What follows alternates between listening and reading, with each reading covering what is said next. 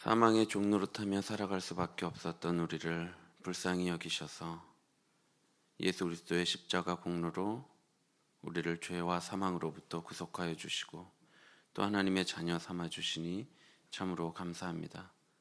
하나님 아버지, 우리가 하나님의 이 놀라운 구원을 마음속에 간직하고자 이 자리에 나왔사오니 하나님 당신의 말씀을 이 자리에 계시하여 주셔서 우리가 그 말씀으로 하나님을 밝히 볼 수 있도록 인도하여 주옵소서. 예수 그리스도의 이름으로 기도합나이다. 아멘. 찬송가 303장입니다. 찬송가 303장입니다.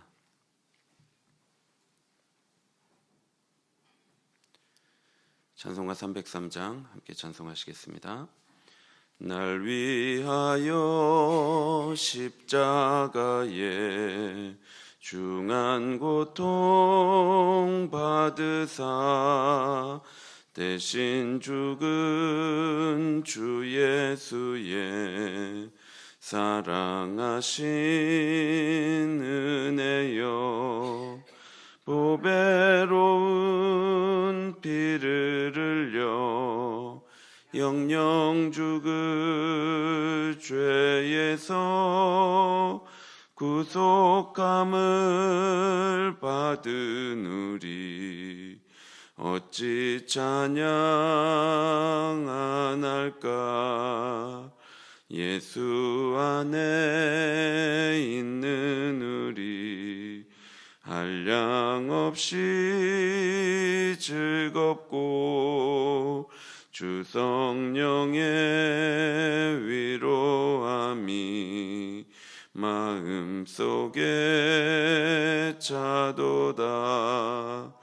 천국 음악 소리 같은 은혜로운 그 말씀 끊임없이 듣는 우리 어찌 찬양 안 할까.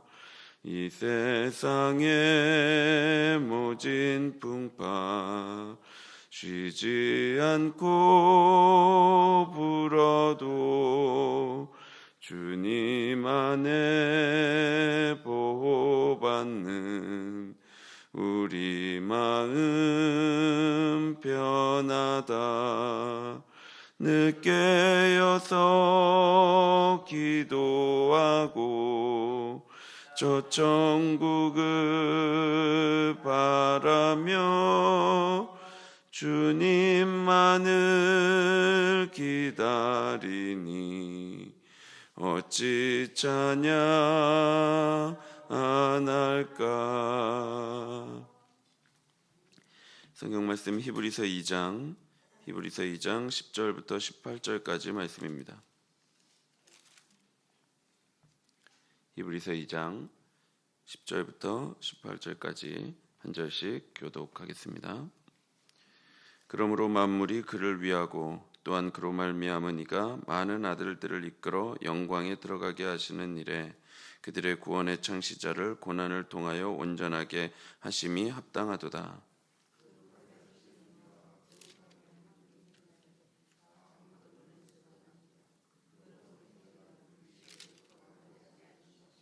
이르시되 내가 주의 이름을 내 형제들에게 선포하고 내가 주의 교회 중에서 찬송하리라 하셨으며,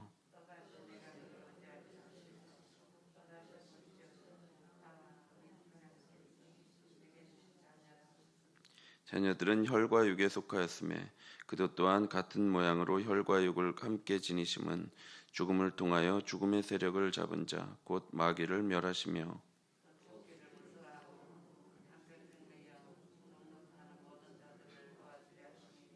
이는 확실히 천사들을 붙들어 주려 하심이 아니요 오직 아브라함의 자손을 붙들어 주려 하심이라.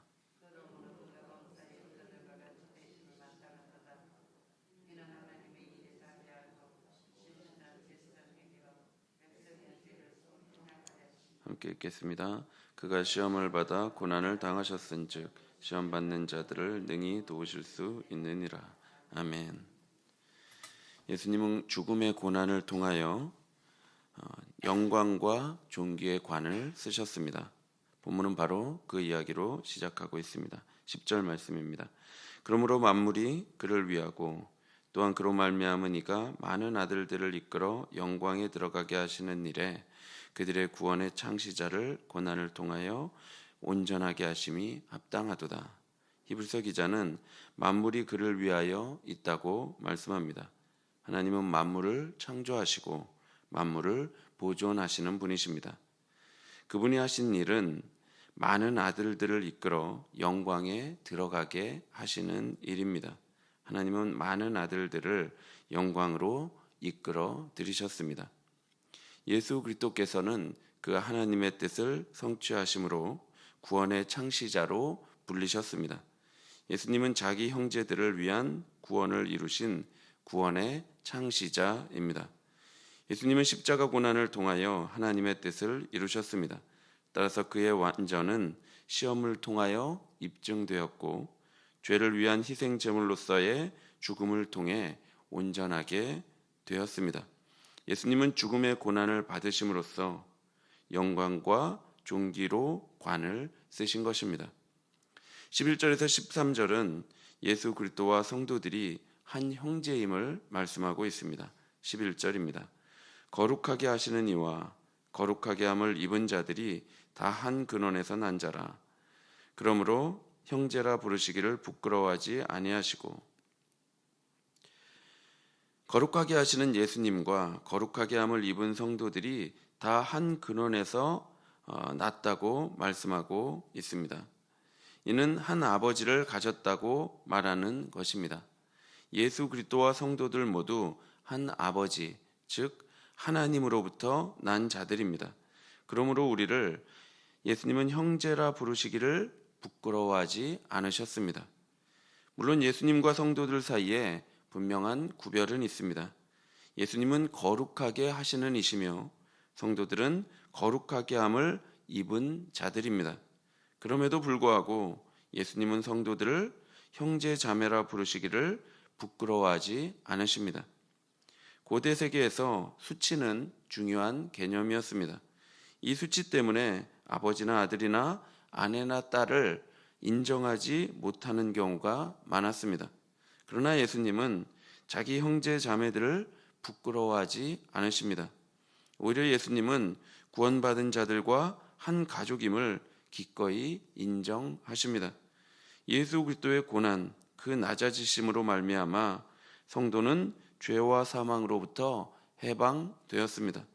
이러한 우리 구주 예수 그리스도의 고난을 통하여 성도는 하나님을 아버지라 부를 수 있게 되었습니다. 그리고 예수님은 더러웠던 우리를 형제라 부르시기를 부끄러워하지 않으십니다. 따라서 예수님은 이렇게 말씀합니다. 12절 말씀입니다. 이르시되 내가 주의 이름을 내 형제들에게 선포하고 내가 주를 교회 중에서 찬송하리라 하셨으며, 이 말씀은 시편 22편 22절을 인용한 것입니다. 예수님은 하나님의 이름을 자기 형제들에게 선포합니다.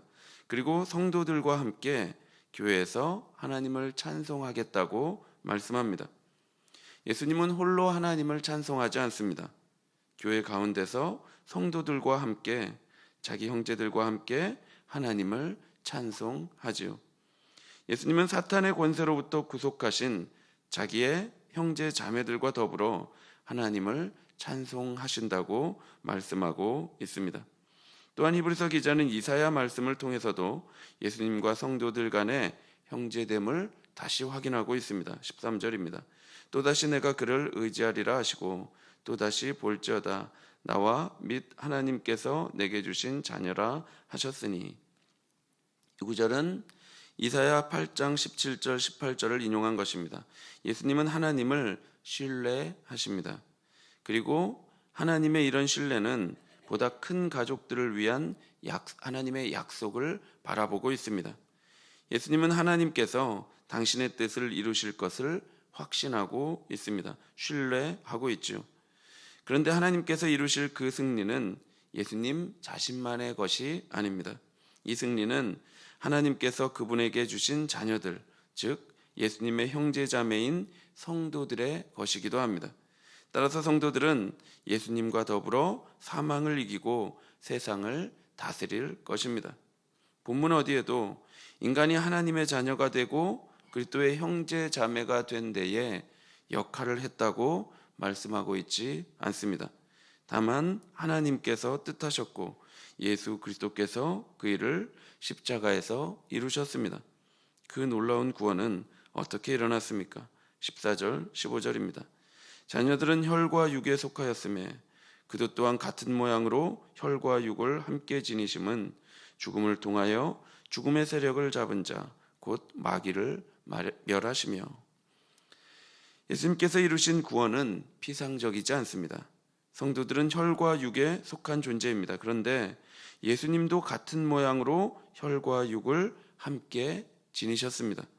우리와 동일한 본성을 입으시고 우리와 동일시 되신 것입니다. 왜 그렇습니까? 죽음을 통하여 죽음의 세력 잡은 자 곧 마귀를 멸하시기 위함입니다.